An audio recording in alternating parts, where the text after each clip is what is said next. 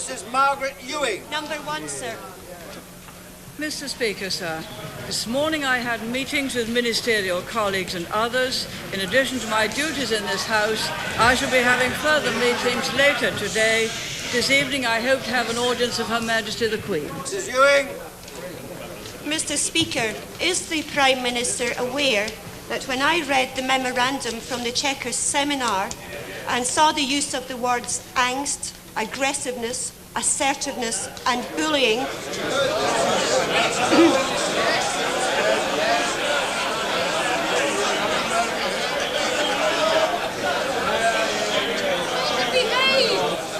Come, will the Honourable Lady complete her question, please?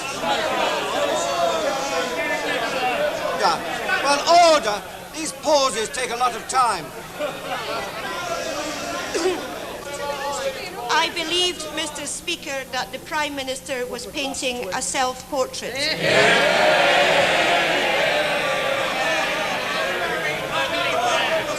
Does she not realise that through her failure to sack the Secretary of State for Trade and Industry, her association with that memo and the attacks on the German people, that she is now tarred with the Ridley brush and she is no more fit to lead than he was?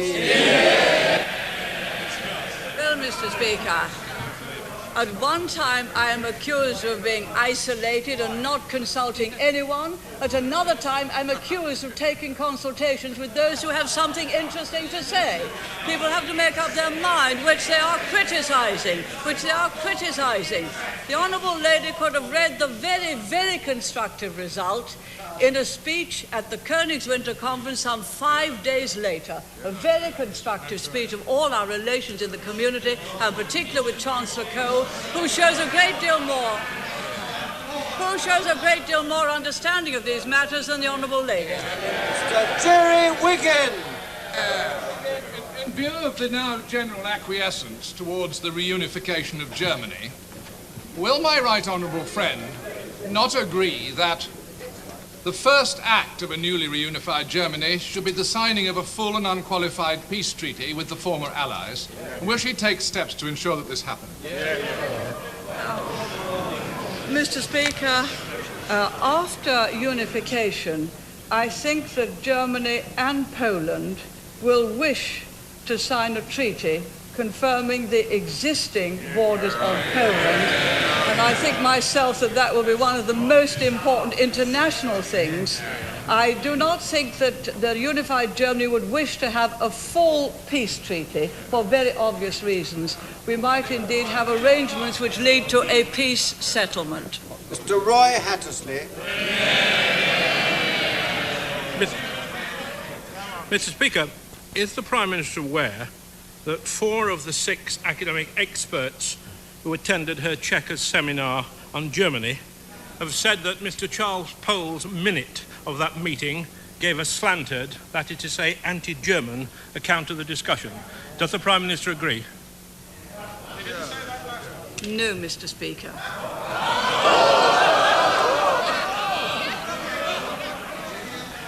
The whole House, and I think many places and chancellors in the world, will be astonished that the Prime Minister has not taken this opportunity to repudiate the more offensive sections in that minute. 4 of the experts there say that it was slanted against the Federal German Republic. Everybody throughout the world now believes that the Prime Minister's private secretary was not so much reflecting the opinions of the experts as reflecting the prejudices of the Prime Minister. Why doesn't he take this opportunity to refute them?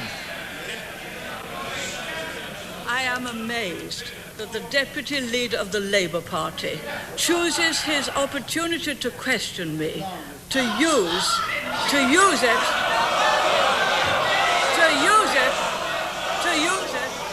Order. Prime Minister.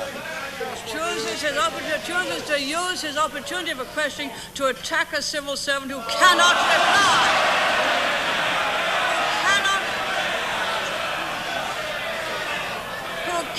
reply, who has served all governments with equal integrity, and whose conclusion of that meeting was, as the meeting itself, highly constructive. There used to be more honour in this House than that.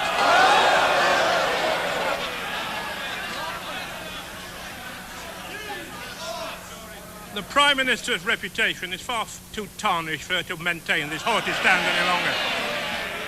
Does she not understand that there is a problem with Anglo-German relations, and the problem is the Prime Minister?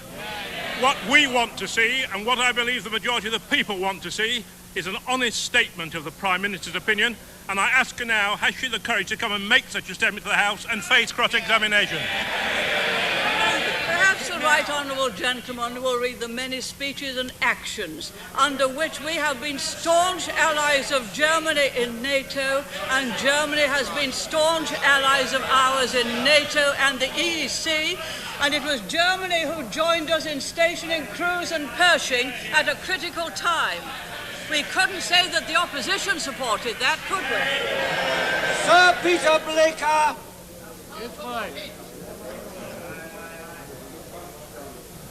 Is my right honourable friend aware that every other government in the world regularly makes assessments of the British character and Britain's performance, and that they all admire and respect her qualities of leadership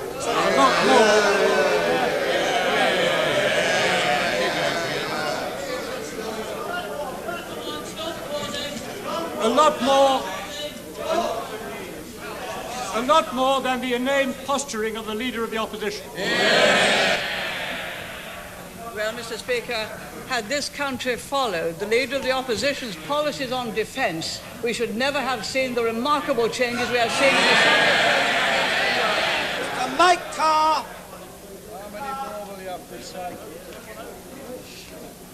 I refer the honourable gentleman to the reply which I gave some moments ago. Mr. Mike Carr, out of order. Well, we'll order. It's my mistake in the excitement. Mr. Andrew Smith first. Do, sir. I refer the honourable gentleman to the reply which I gave some moments ago. As the Prime Minister chose in the exchange of resignation letters to refer to the policies we both believe in so deeply, doesn't she owe it to this House and the country, and she was the one who mentioned honour, Mr. Speaker, doesn't she owe it to the country to say whether she repudiates the view of the former Secretary of State expressed in his resignation letter that the proposal of the European Commission for economic and monetary union in the community would be a disaster? Does she repudiate him, or does she agree it would be a disaster? Mr. Speaker, the policies that the Secretary of State, ex-Secretary of State and I agree on are the policies which have transformed Britain to what Labour left it as, and how we have recreated it. The honourable gentleman cannot have listened to what I said last week. My then right honourable friend's view were not the views of the British government. I should have thought you would indeed have known that. With regard to the resignation letter, my right honourable friend condemned the move to a single currency. Is Labour now supporting that? Peace! Mr. Peace! Order, Mr. Peace. Mr. Speaker, will my right honourable friend reflect on the policies which she's just mentioned, which have brought 8 years of successive economic growth, improvements in productivity, and record levels of employment? Is it not her self-determination to pursue those policies which will ensure that the British economy is the best counterbalance to any other economy in Europe? Yes, Mr. Speaker, our policies have been very, very successful. We now have the fastest growth in manufacturing productivity in the G7. In the 1960s and 70s, we had the lowest growth in productivity in the G7. We now have the second largest growth of output in the EEC. In the 60s and 70s, we had the lowest growth of output in the GEC. And we now have the second fastest growth in business investment after Japan. I'm delighted to have the chance to say how bad it was in Labour times and how good it is now. Mike Carr! I refer the honourable gentleman to the reply which I gave some moments ago. Given the announcement last Friday that the retail price index has now reached 9.8%, and given a continuing balance of payments deficit running at over £1 billion a month, and given that interest rates continue at 15%, causing record numbers of bankruptcies, wouldn't the Prime Minister agree that the state of the economy is in a mess and that the responsibility for this mess lands squarely with her and her government? I'm amazed that the honourable gentleman calls it a mess that we have the highest standard of living we've ever had, that we have more people in work than we have ever had, and that we have the highest standard of investment, and that in fact 28 out of the 50 top-performing European companies, 28 out of the 50 are British. Curry!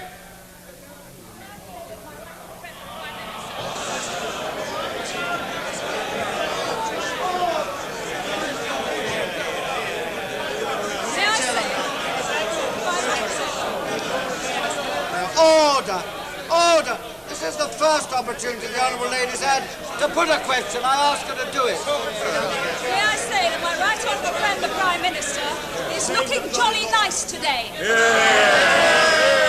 she agree that this is a time of great celebration? As she has observed, this is the end of the Cold War. But would she also agree that while we celebrate, we should not be complacent about the peace? Mr. Speaker, may I thank my honourable friend, and may I return her compliments. May I also point out that I said in November 1988 that we'd reached the end of the Cold War then, provided Mr. Gorbachev went on as he has done, and that was when I first said it. Others have come rather later. To Ted Garrett.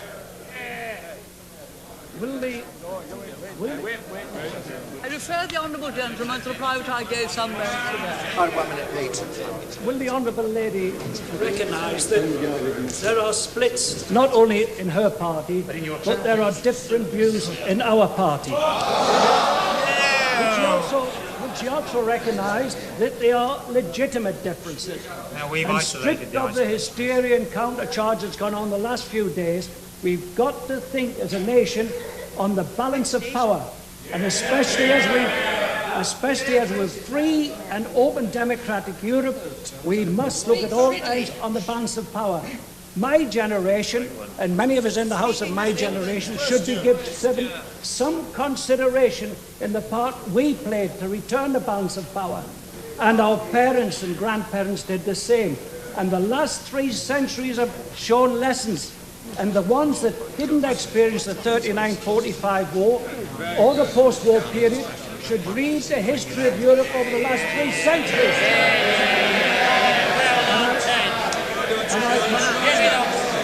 I conclude, Mr. Speaker, by saying that some of the pro-Europeans should reread their history.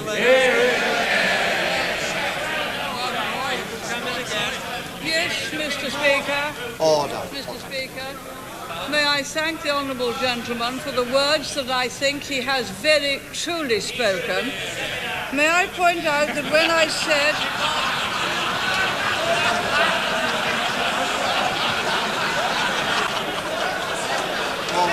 Order. Well, I'm anxious to call as many members as possible. May I point out, because I think he will agree, that when I said in November 1988 that the Cold War is already at an end, I went on very much in keeping with his sentiments. Now, that does not mean to say a strong defence is at an end. Far from it. I think he would firmly agree with that we always have to keep up a strong defence to safeguard peace. I noticed what he said about history and learning from it. I was very interested to see what Chancellor Cole said at a press conference today, that he understood the concerns, especially on the part of the British, understood the concerns of those whose entire national existence had been at stake in the fight against Hitler. He went on to say he'd not taken Mr. Ridley's comments amiss. Quote, the man has been punished enough. I think the honourable gentleman and Chancellor Cole and myself would very much agree on the wisdom of learning from history.